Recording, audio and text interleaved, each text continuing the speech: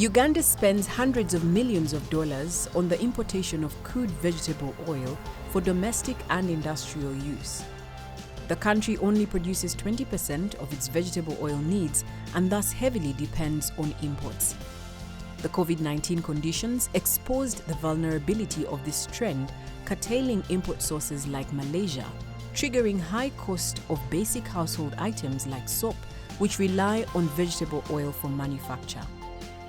Along with the entire import substitution policy of government, the COVID-19 induced unfolding scenario was the wake-up call to the government. The government decided to reduce its dependence on imported vegetable oil by instituting a program to ramp up vegetable oil production through the increased growth of soyabean and sunflower seed.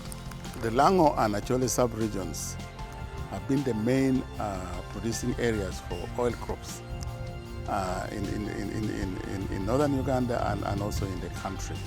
So these are the areas we are targeting. We have two major strategies we are putting in place. One is to use large-scale farmers, and we have also targeted cooperatives.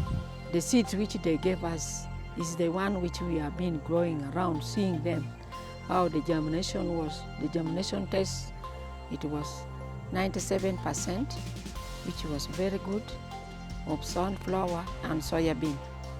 And we have the variety 6N and 4N. Those varieties were not with our farmers. The farmers were plowing for Nam Soya 1, 2, 3. But now we have started planting this one. It has germinated well and the yield is very good. As a start, government earmarked 9 billion shillings for the 2022-2023 financial year, and evidently this is now a drop in the ocean considering the opportunities. But now they have seen it's real, that the majority coming now to get the membership of the cooperative. So that is how the thing is going, and I need to appreciate government for this. The government should increase the level of the volume that the farmer demands. We demand more volume, and we will discuss with NAD how we want to get about those volume. And by the time they brought it, they gave us without paying it. And they told us that then when we planted it, we will pay it later, 30% of it. Per kilo, they told us to pay 21,000. Then they left from that month until this month of January 2023. So we have started to pay it where it was supposed to be paid. Yeah, it helped us because it has given us some difference, because by that time we were spending a lot of money, but this one of not, it has helped us too much.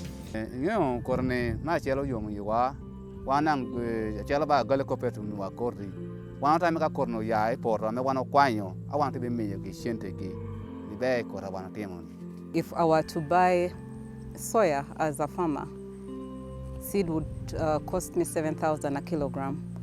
But with the cost sharing, I'm paying 1,800 on soya, which is good. Yeah, and I've been able to plant larger acreages, yeah, compared to if I would have bought it on my own, yeah. Then with the sunflower, same. Before nuts came, it's difficult for us to buy a seed. We were having little money we have. It's not enough for us to get enough seeds. But after the nuts, I myself, I get a lot of seeds. While the choice of using large-scale farmers and cooperatives was not necessarily documented in precedents, it has turned out to be successful. Especially it gives a bigger number of employment for our casual team and some staff. There are other probably unintended positive benefits to the value chain that this program is realizing. The district has recruited staff in all the sub-counties, especially extension staff, to offer knowledge and skills to the farmers.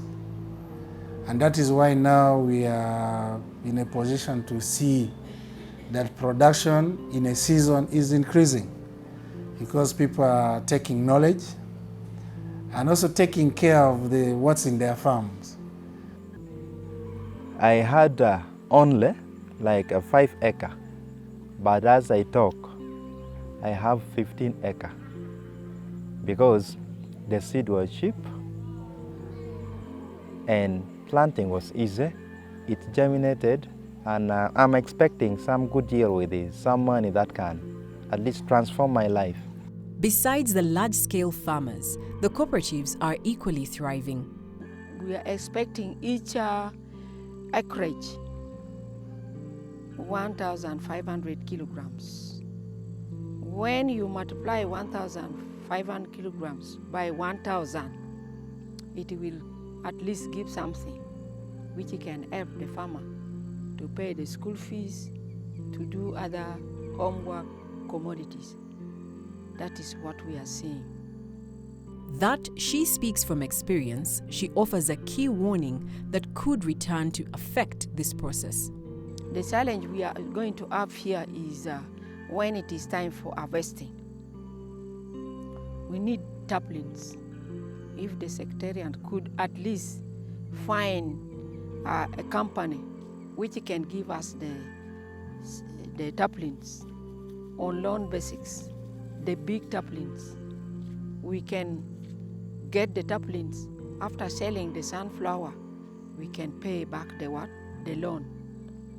That is one request. 2, we are also asking the government if they can help us with small working tractors or the tractors, because I know that the tractor is provided by government.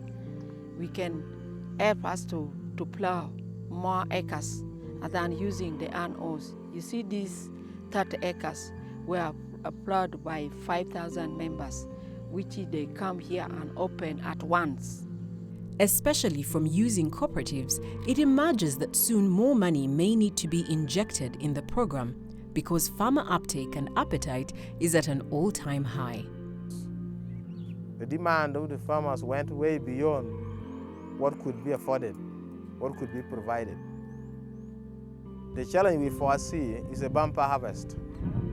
There'll be a lot of sunflower, which may double the previous years. The yield may double.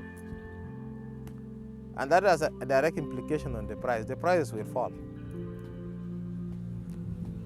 We continue to emphasize that we need to have these farmers supported at a subsidized rate.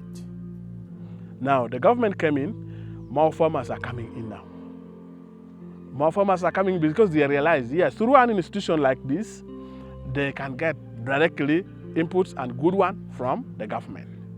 So I am appealing to government on this particular one to increase the tonnage they're supposed to give to farmers. Because these farmers that are coming now to cooperative, they are preparing to start engaging themselves. If the government is doing it that way, they should now be in a farmer institution so that they benefit from that.